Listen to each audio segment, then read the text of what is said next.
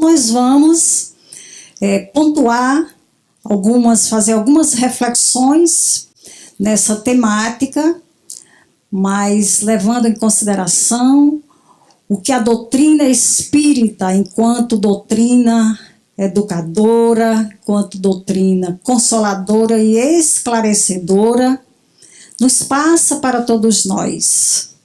É uma temática que merece todo o nosso carinho, todo o nosso respeito. Precisamos absorver, viver esses conteúdos e absorver toda essa temática, essas reflexões com muita serenidade, com muita pacificação, com muito respeito, acreditando que é uma energia que faz parte do universo. É uma energia que está em todos nós, que vem desde do mineral, que a energia sexual está inserida. Então, nós vamos fazer essa reflexão com bastante respeito, de uma forma crística, e trazendo para cada um as reflexões que cada um precisa, que cada um se identifica, ou aquele tema vai, de alguma forma, tocar em alguns conteúdos, mas todos nós vivemos e precisamos viver a energia sexual, porque faz parte, é a energia co-criadora, é a energia divina, é uma energia sagrada que envolve todos nós e todo o planeta Terra e todo o universo.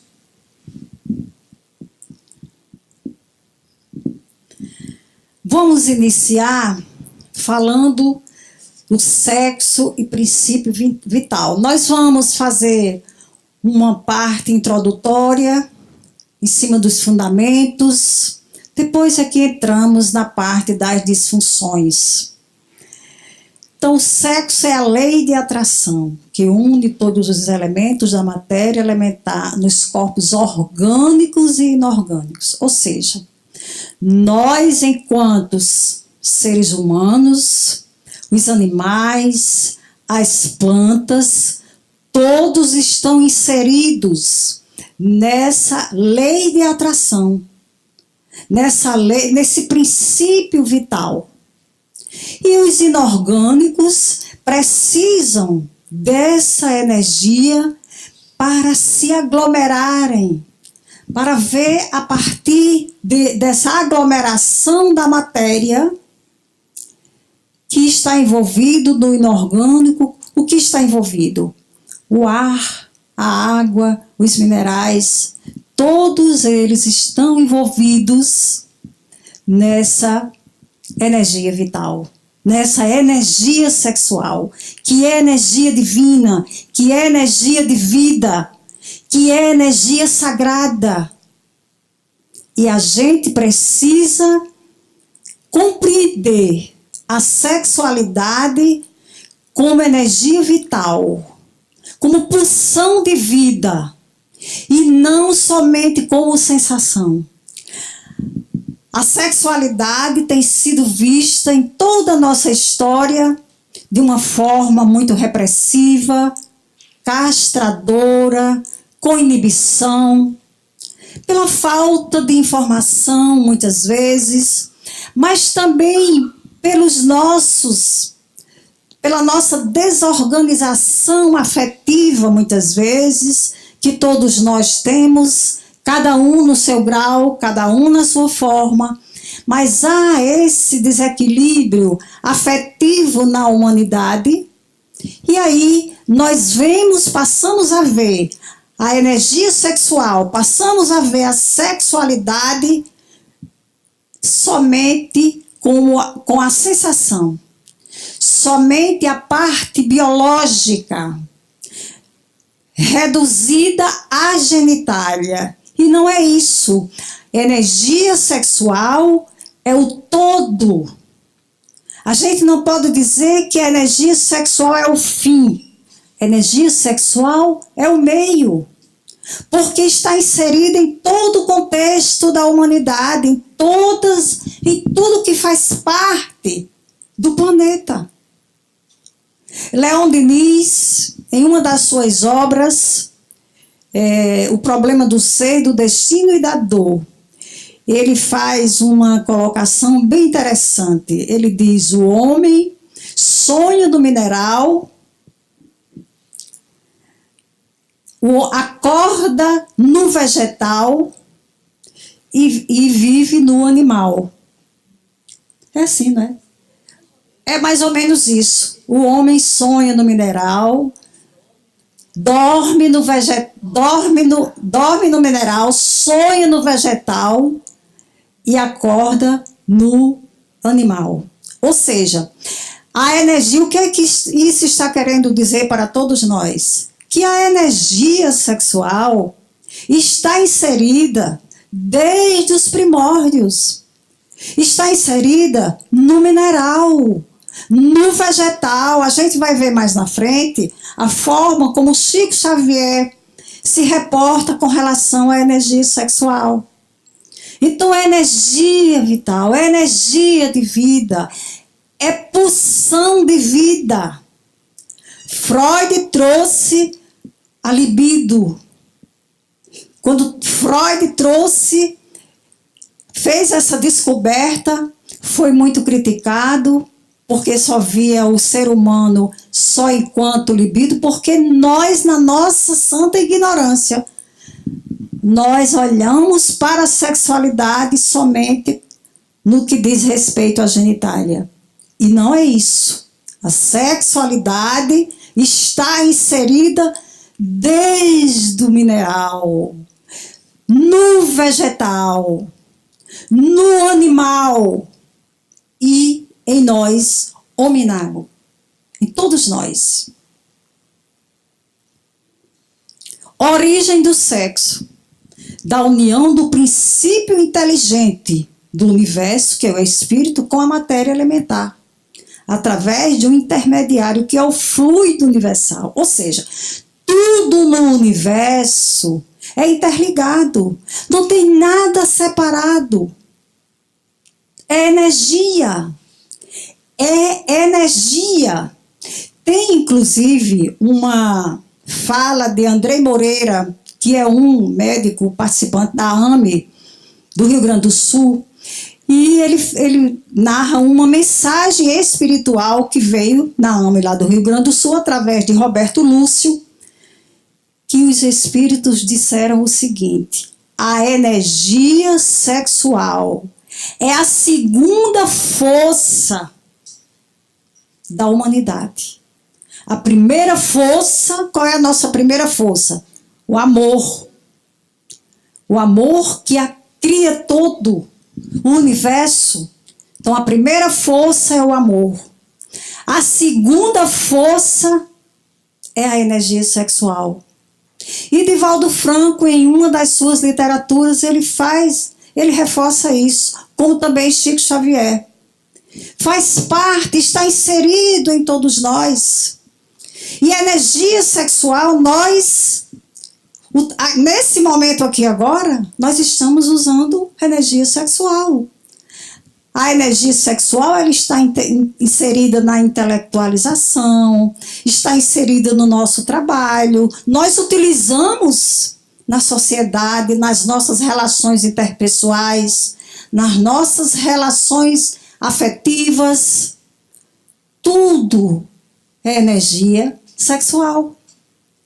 E nós temos essa dificuldade pela nossa história, pela repressão que todos nós tivemos, pela falta de informação e de uma educação sexual desde a nossa infância, que é importantíssimo.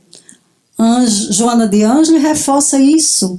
A importância da educação sexual nas famílias, para que as crianças compreendam que essa energia é uma energia de vida, é uma energia sagrada, é uma energia divina, é uma energia crística.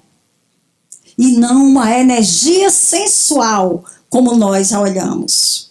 E em alguns momentos até coisificamos, não é? Cada um na sua forma. Mas a gente precisa ter esse olhar diferenciado, esse olhar com carinho, com doçura, com respeito, com aceitação, internalizando que todos nós estamos inseridos e precisamos viver essa energia, porque a energia é a pulsão de vida. E esse espírito do qual inteligente do universo, que é o espírito, aqui não é o espírito enquanto inteligência do universo, e não o espírito individualizado extracorporalmente. Origina-se da união do princípio inteligente do universo. E aqui Chico Xavier, em uma de suas obras, ele diz: em nenhum caso ser-nos-á lícito subestimar a importância da energia sexual, que na essência verte da criação divina para a constituição e sustentação de todas as criaturas. Com ela e por ela é que todas as civilizações da Terra se levantaram, legando ao homem preciosa herança na viagem para a sublimação definitiva. Que lindo! Veja, que lindo essas palavras que Chico Xavier, através de Emmanuel, que é seu guia espiritual, é psicografia, que passa para todos nós. E tem, nessa palavra sublimação, tem um fato bem interessante. Chico Xavier tem umas passagens bem engraçadas na vida dele. E Divaldo, em uma de suas obras, Sexo e Consciência, ele narra esse episódio de Chico Xavier, porque inclusive Divaldo diz que aprendeu muito a questão de se relacionar com essa energia sexual a partir das orientações de Chico Xavier.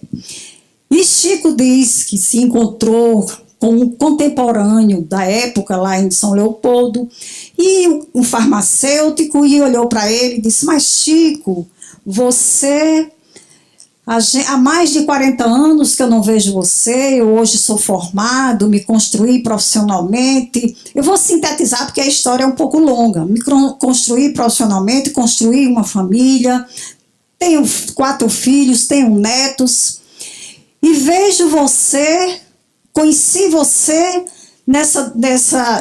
trabalhando com os espíritos, e vejo você aqui sem nada.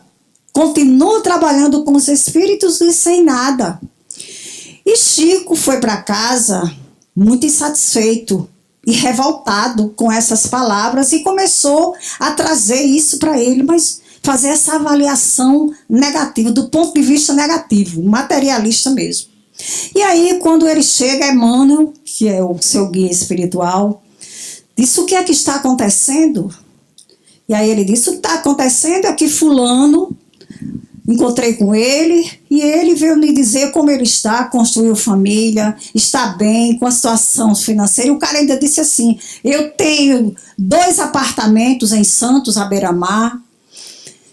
E Chico começou a pontuar as coisas para Emmanuel do que o rapaz, o seu amigo, tinha e que ele não tinha. E Emmanuel disse: olha, você tem muito mais do que ele. As medicações que ele e os outros profissionais prescrevem são através das psicografias, das suas psicografias. Aí Chico disse: sim, mas aí ele está rico e eu não tenho nada. E Emmanuel disse: ele está rico de quê? Do que ele está rico? Aí ele construiu família, ele tem filhos, ele tem netos, eu não tenho nada disso. Aí Chico diz, aí Emmanuel diz para Chico: você tem muitos filhos e já tem muitos netos. Mas quais são, diz Chico, quais são os meus filhos e os meus netos? Os seus filhos são os livros. Os seus netos são quando passa para outra língua, as traduções. Os seus filhos são as traduções. Os seus netos são as traduções. Aí Chico diz, sim, mas aí, e Chico renitente ainda, mas aí ele tem 2 apartamentos à beira-mar, em Santos, eu não tenho nada. E aí Emmanuel diz, cada um tem a praia que merece. Você mora em uma casa e saiu pontuando os cômodos, são 5 cômodos que você não precisa usar todos. Você mora em frente a uma lagoa onde você escuta os pássaros, os sapos. E Chico ainda sem aceitar as colocações de Emmanuel. E Emmanuel viu que Chico estava muito irritado. Aí disse, e sabe de uma coisa? A gente não tem mais o que conversar. Vamos trabalhar. Porque eu já disse a você que cada um tem a praia que merece. E aí, Chico aceitou, mas ainda ficou de mau grado. E sentindo ainda, usando o termo de... E aí sou eu que estou usando, não é Divaldo que prescreve, o espinho da carne, como diz Paulo, não é? Paulo usou o termo para se referir à sexualidade, o espinho da carne. E Chico ainda continuou sentindo esse espinho da carne. E aí vem as orientações espirituais. Faça meditação, vá para os bosques, converse com as árvores. E ele começou a fazer isso. Nada de sair, de se libertar dessa energia sexual voltada para o instinto mesmo da sexualidade, de desenvolver a sexualidade. E aí, depois vem uma outra mensagem. Você se abrace com as árvores, converse com elas. Chico começou a abraçar as árvores, conversar, nada. Teve uma vez que ele disse, eu gritei tanto, me abracei com a árvore, mas eu gritei tanto, meu Deus, me socorra, me ajude, eu estava tão perturbado, mas tão perturbado, que eu não tive outra alternativa a gritar, abraçado com a árvore, para ver se eu me libertava dessa energia. E até aí, nada. E aí vem uma outra mensagem, converse com as suas células. E ele começou a fazer esse trabalho interno. Isso ele contando, ele narrou tudo isso para Divaldo. E Divaldo até aí estava ainda confuso com o que fazer com a energia sexual dele. E aí ele disse, eu comecei a conversar com as células, comecei a fazer esse exercício até me libertar e sublimar toda a minha sexualidade para o trabalho de fraternidade, para o trabalho fraterno, para as psicografias, para todo o trabalho. E assim, porque energia sexual todos nós temos. Cada um vai desenvolver da forma que lhe convier, da forma que pode, da forma que é agradável para você. Mas a energia sexual está inserida em todos nós. Então, essa história... E aí Divaldo diz, narra também nesse mesmo livro, ele diz, a partir daí, vem Joana de Ângeles e diz para Divaldo, Divaldo começou a dizer, também, devia ter me casado, eu não tive filhos, você tem vários filhos. Sim, e Emmanuel ainda disse, você é casado comigo, com André Luiz, porque são as psicografias, né? Então, assim, Emmanuel, ele é bem austero, assim, com Chico. Em alguns momentos, ele foi bem austero. Você é casado comigo, com André Luiz, e saiu dizendo os outros espíritos de que ele psicografava. E Joana de Ângeles disse para Divaldo, você é casado comigo, com Manuel Filomeno de Miranda, e saiu tecendo também os espíritos que ele psicografava. E disse mais para Divaldo, Joana de Ângeles disse para Divaldo, você tem filhos, que são os livros, além desses filhos biológicos esses filhos que você adotou, porque lá na Casa do Caminho, do trabalho que ele tem os filhos que você teve comigo e saiu pontuando, Manuel Filomeno de Miranda e tal, e tal, e tal.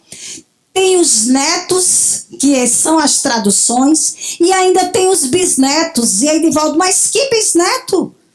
Joana, os bisnetos são as pessoas que são assistidas, são as pessoas que se melhoraram com as leituras dessas obras psicografadas. Isso, Divaldo disse, foi uma grande lição para mim, e foi a partir daí, eu já tinha escutado o Chico, ele diz, que eu comecei a trabalhar e sublimar a minha energia sexual para o trabalho fraterno.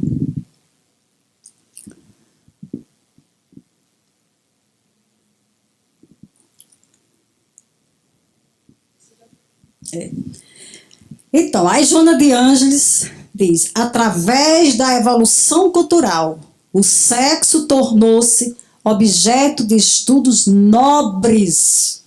Veja, essa palavra é muito importante. Objeto de estudos nobres, merecendo respeito a quem faz jus, na sua condição de instrumento para a procriação. Desse modo, perpetuando a espécie. E aí ela cita nessa mesma obra o quanto a colaboração que Freud deu quando trouxe a libido, e aí ela diz, foi importante no momento, depois vem a doutrina espírita e explica a parte espiritual e emocional com a utilidade dessa energia sexual. Então, em todas essas obras, em todas essas literaturas desses espíritos elevados, a gente vê o quanto ele se reporta à sexualidade de uma forma muito sagrada, de uma forma muito crística, de uma forma muito bonita, muito respeitosa, enaltecendo porque tem que enaltecer mesmo, porque está em todos nós, é vida, é vida.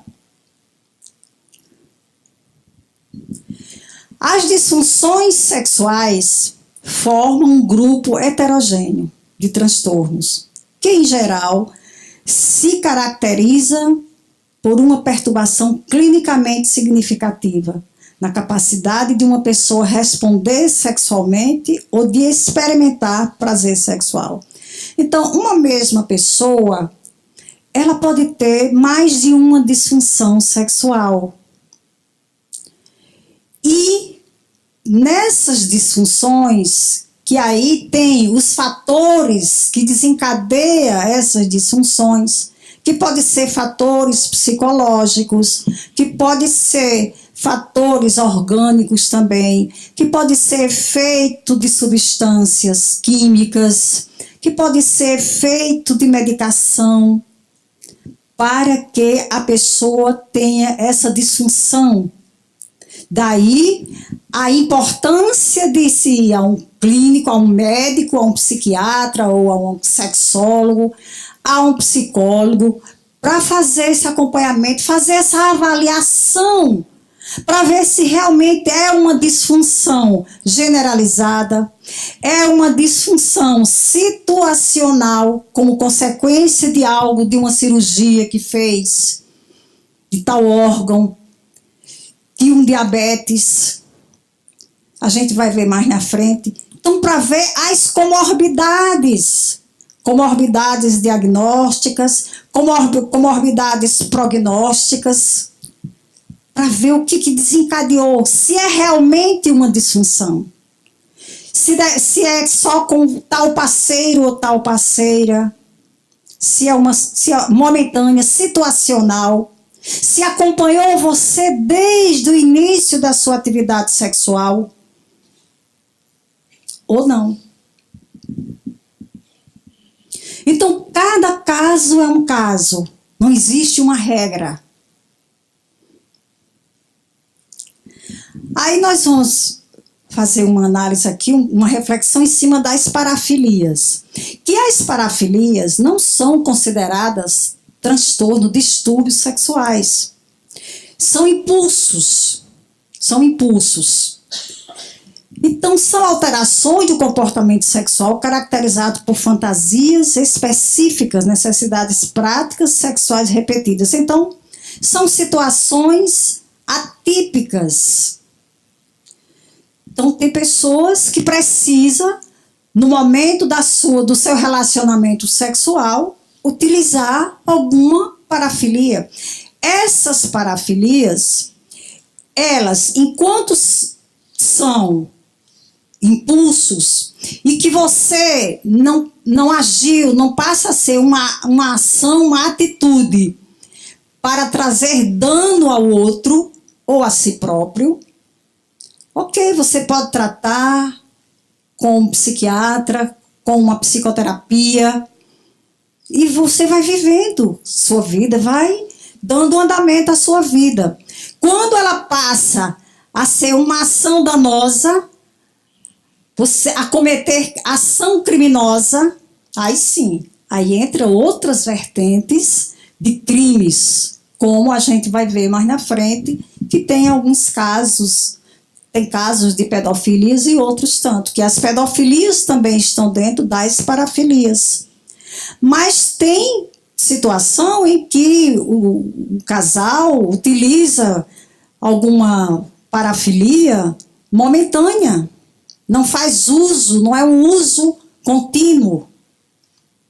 Então, as parafilias, desde que não tragam danos, não acarrete prejuízo para uma parte ou para as duas partes, não é uma ação criminosa, não é distúrbio, não está dentro dos distúrbios. É um impulso, um transtorno de impulso. Então, nós temos a pedofilia, que todos nós sabemos, e às vezes a gente... Porque é muito raro a gente escutar casos de pedofilia em mulheres, mas a gente sabe que também existe, não é? Existem casos em homens e existe caso em mulheres, que as preferências é por criança pré-púberes. E tem o masoquismo sexual, que são essas relações onde a pessoa precisa humilhar o outro, entra um sofrimento de humilhação, de agressão, até amarrar das pessoas. Então, necessitam dessa prática de humilhação, em uma parte, para a relação sexual. Tem o sadismo sexual, que entra o sofrimento psicofísico também, psicofisiológico, entra a agressão psíquica e também os danos e a humilhação fisiológica e psicológica. Aí tem o transvestismo, que é diferente do transexual, porque o transvestismo, o travesti, ele pode ser um homossexual ou não, necessariamente não tem que ser homossexual, ele pode ser um heterossexual, um transexual, mas ele tem a necessidade de se vestir, usar a vestimenta do sexo oposto. Tanto pode ser, tanto o homem vestir usar a vestimenta da mulher, e o contrário também.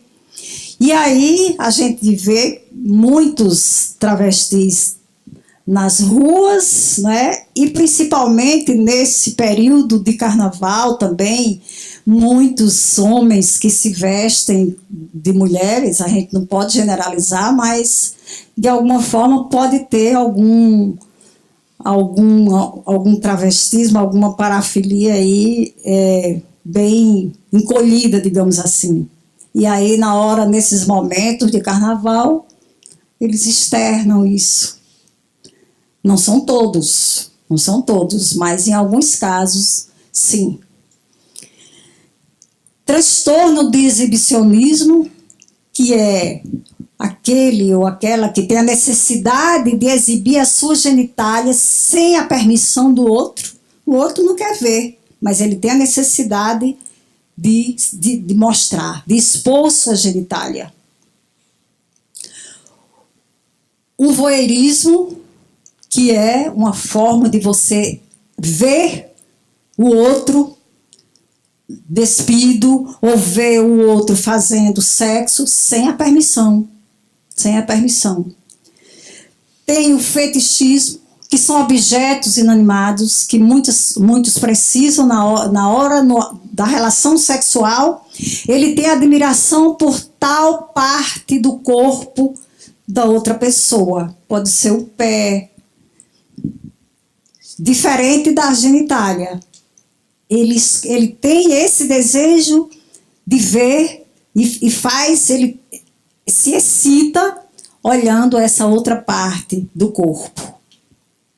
Tem o incesto, que acontece dentro das próprias famílias, e os transtornos parafílicos não especificados também existem. Então, essas parafilias não são transtornos sexuais, são impulsos, mas quando são utilizadas a partir de uma ação trazendo sofrimento para o outro, aí passa a ser é doença. De qualquer forma, o impulso é uma doença, mas passa a ser mais complicado porque passa a ser crime.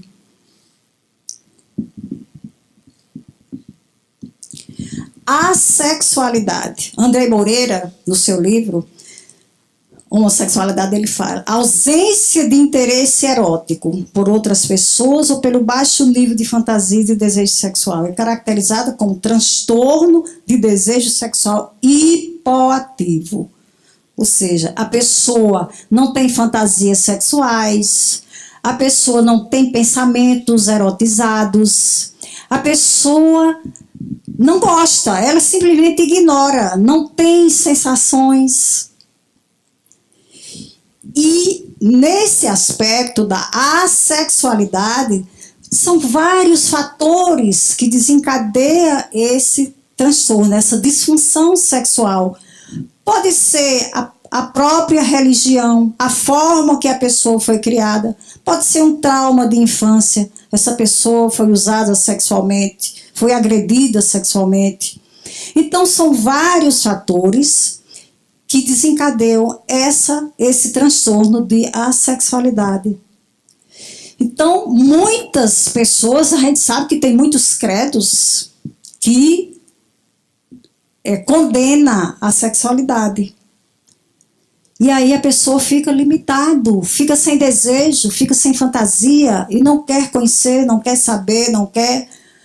Então, é importante cuidar, por quê? Porque a sexualidade é porção de vida, faz parte de todos nós, está inserida em todos nós.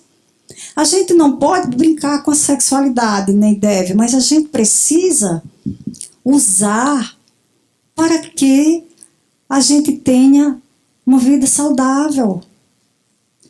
Se não deve usar, se precisa sublimar, no caso de Chico Xavier, de Divaldo Franco e outros, sim, mas aí vai canalizar. Ela não sai da pessoa, ela é canalizada para uma outra atividade, porque é energia, ela não para, a energia não para. Energia, se parar no organismo, qualquer energia, se parar no organismo, pode fazer sintoma. Uma dor na coluna, qualquer dor pode fazer sintoma. Energia está em movimento, está em circulação no universo e em todos nós, nas plantas, em tudo.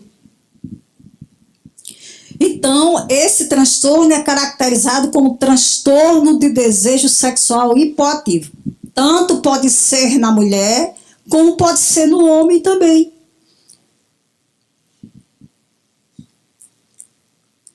Ejaculação retardada. Retardo acentuado ou incapacidade de atingir a ejaculação. Nesses casos, o homem relata dificuldade ou incapacidade para ejacular a despeito da presença de estimulação sexual adequada. Tem alguns casos que mesmo com estimulação, mesmo gostando da parceira, mas a pessoa não consegue ejacular. Então, quais são os fatores que podem desencadear? Tanto os fatores orgânicos, uma depressão maior, que são as comorbidades que vêm, um diabetes, uma prostatite, fez uma cirurgia, está tomando uma medicação que os efeitos colaterais mexem com essa energia sexual, com a ereção. Então, são fatores variados que desencadeiam.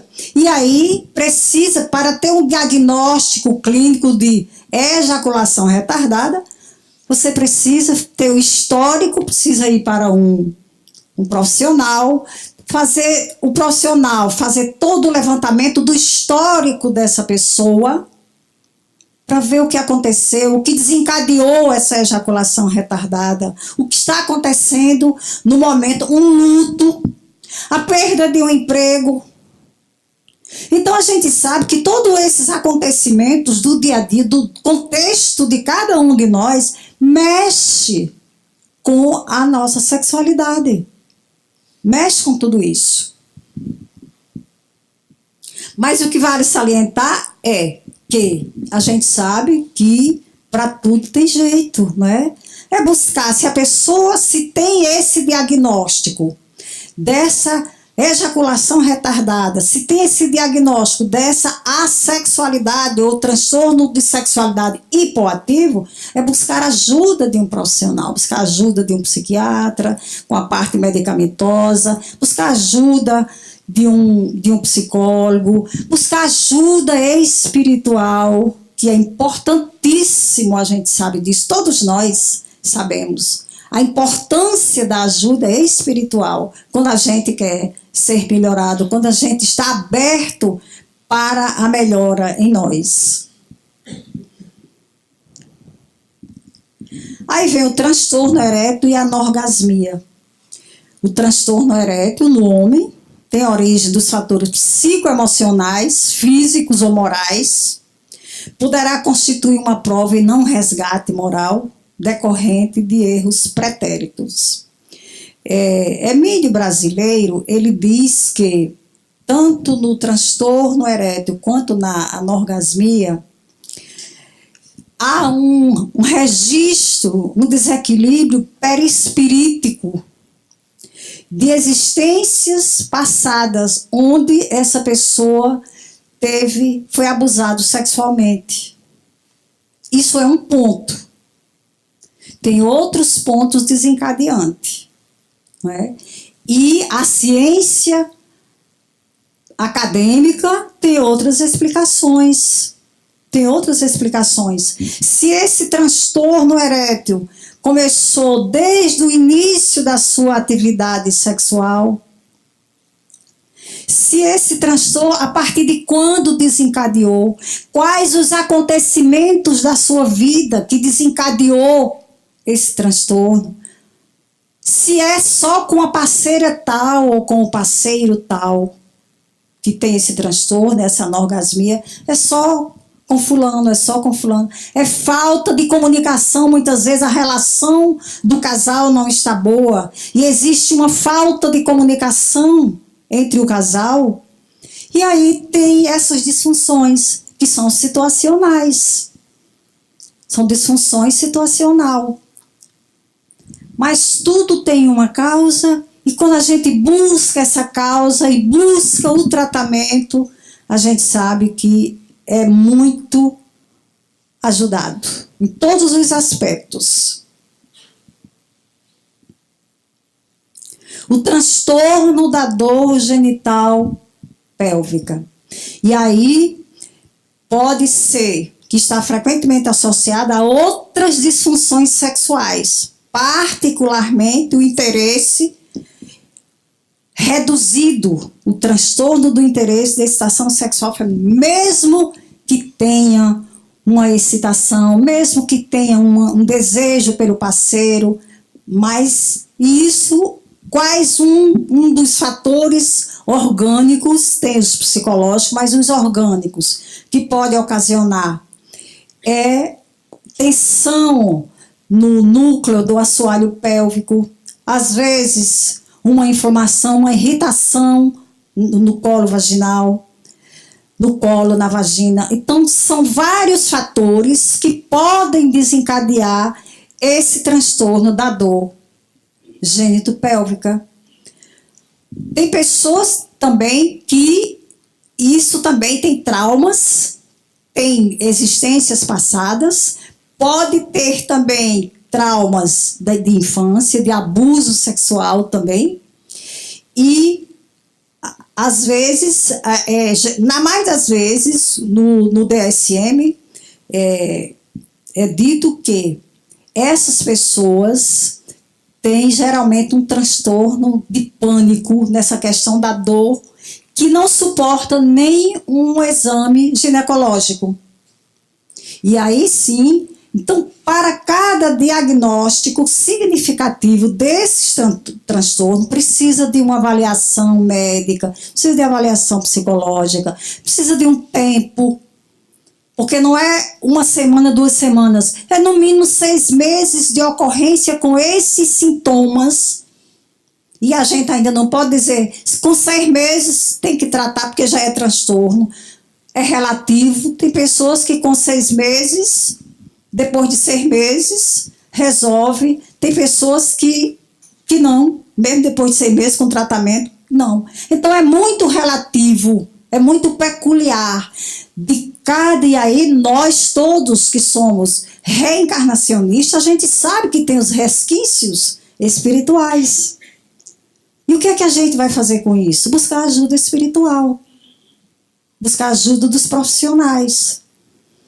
A gente não tem que ficar com esse sofrimento, com esse transtorno. Eu tenho esse transtorno, faz parte da minha vida, eu vou levar para a minha vida inteira esse transtorno. Não, procura, busca ajuda, de alguma forma. Todos nós temos dificuldades, cada um na sua forma. Ninguém é perfeito, intacto de sofrimento, de sintomas. Se assim fosse, nós não estaríamos aqui, não é? Todos nós sabemos disso. Ejaculação prematura, que também é uma disfunção prematura ao longo da vida, começa durante as primeiras experiências sexuais masculinas e persiste durante toda a vida do indivíduo. Tem pessoas tem homens que, mesmo iniciando essa ejaculação precoce desde as primeiras atividades sexuais, mas aí, no decorrer do tempo, ele consegue controlar, ele consegue se organizar. E outros não. É a persistência dos problemas ejaculatórios por mais de 6 meses que determina o diagnóstico da disfunção. E aí, também a gente não pode considerar só a parte orgânica. Existe também as comorbidades orgânicas, mas tem também as questões emocionais, traumas, perda de alguma coisa, o que a pessoa está vivendo no momento. Então, são vários fatores que contribuem para cada transtorno. Não é uma única coisa que desencadeia.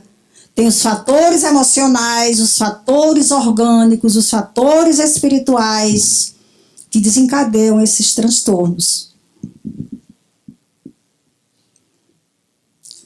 E aí vem as comorbidades prognósticas, que vem dentro de todos esses transtornos. Aí pode estar inserido para ocasionar, para desencadear, para desenvolver um transtorno. Um processo depressivo, um transtorno depressivo, um transtorno de ansiedade.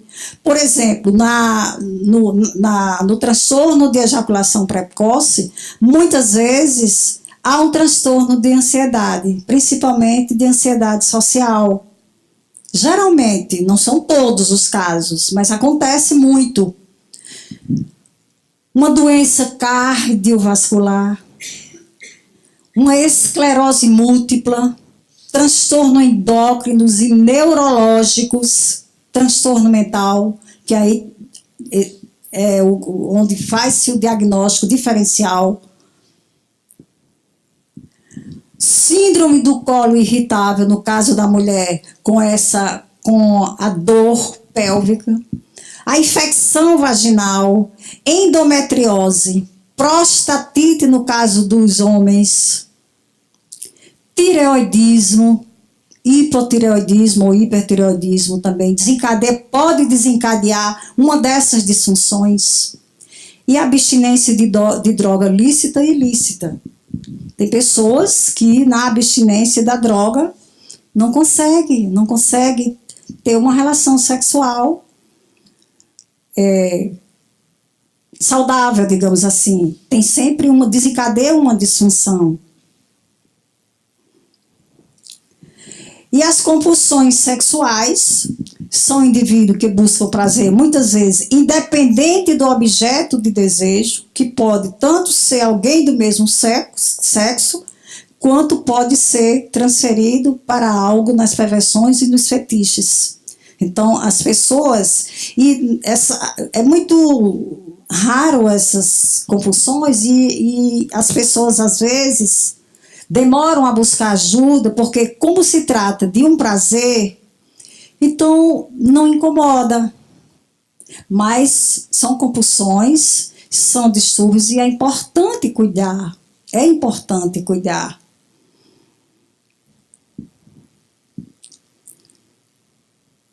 As implicações espirituais. Quais são as implicações que estas disfunções desencadeiam em cada um da gente?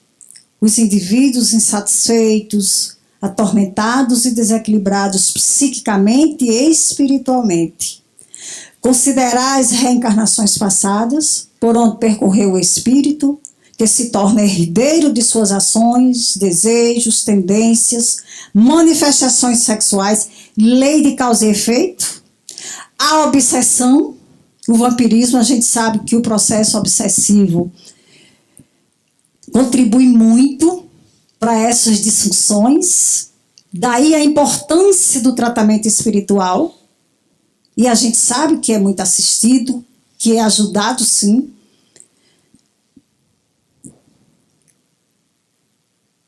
E aí Joana de Ângeles, mais uma vez, ratifica tudo o que Emmanuel diz, o que Divaldo fala sobre a sexualidade. O sexo é portador de objetivos elevados, tanto do ponto de vista fisiológico como psicológico, pois que, além da finalidade procriativa, a que se destina proporciona a permuta de hormônios emocionais, contribuindo para a alegria de viver e a harmonia psicológica dos seres humanos.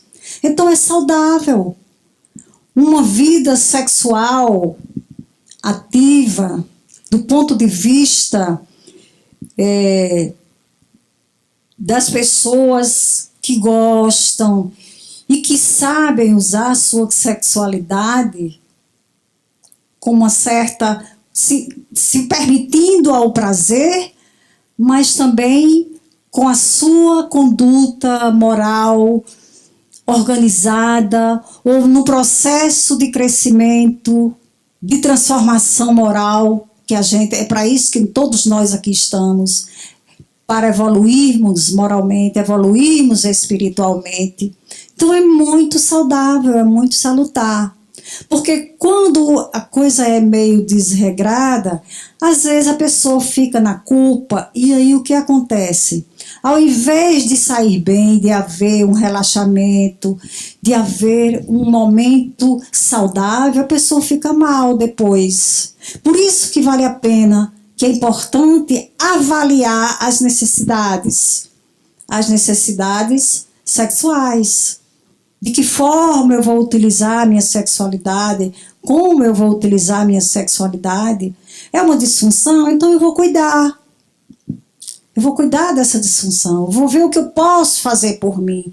Para que eu me sinta feliz. Para que eu não carregue culpa, martírio.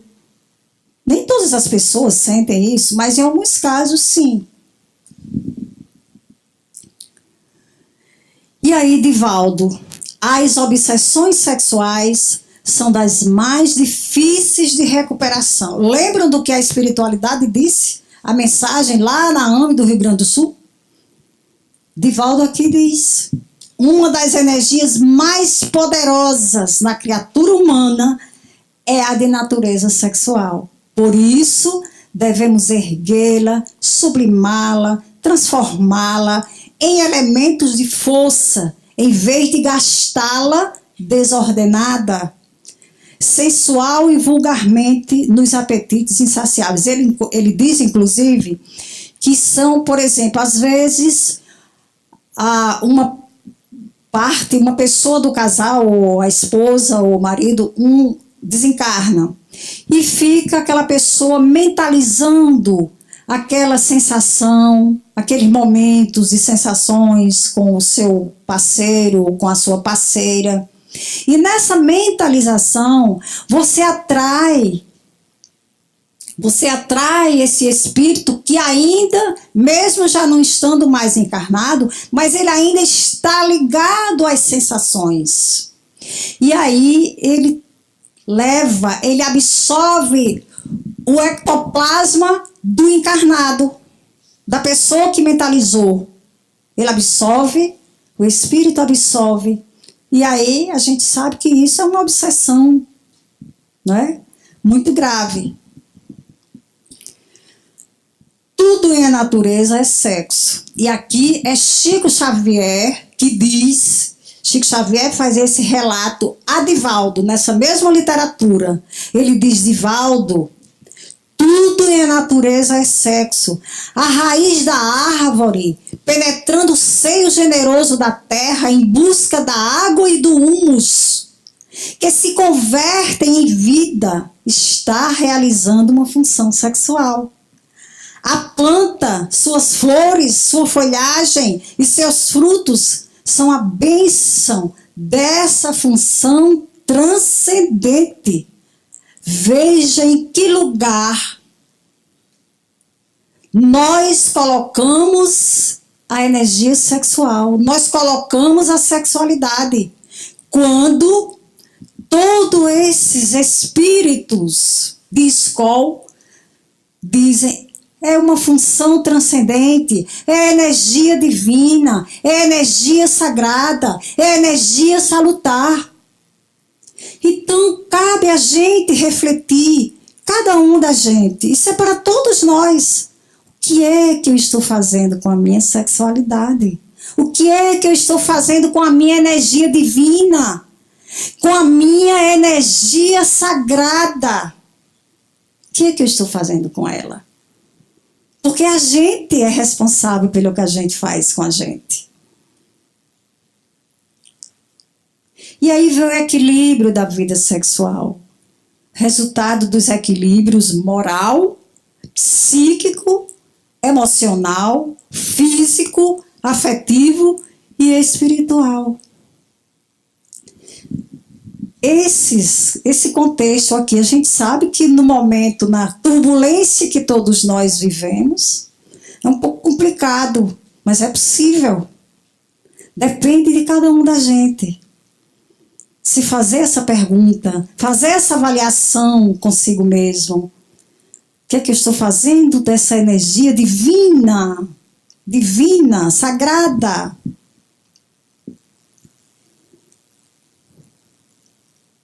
Ok, e aí, que Jesus possa nos assistir, que os benfeitores espirituais dessa casa, os benfeitores espirituais que enaltecem, que reconhecem essa sagrada energia, que possam nos ajudar, que possam nos intuir, para que nós possamos fazer essa avaliação conosco mesmo.